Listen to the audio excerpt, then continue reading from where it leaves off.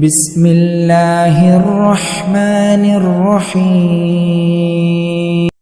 حضرت موسیٰ علیہ السلام نے اللہ تعالیٰ سے عرض کی، اے پروردگار، کیا اچھا ہوتا 4 چیزیں ہوتیں اور 4 نہ ہوتیں۔ اللہ تعالیٰ نے فرمایا، کون کون سی؟ حضرت موسیٰ علیہ السلام نے عرض کیا، زندگی ہوتی، موت نہ ہوتی، دولت ہوتی، تنگ دستی نہ ہوتی، جنت ہوتی، دوزخ نہ ہوتی، صحت ہوتی، بیماری نہ ہوتی۔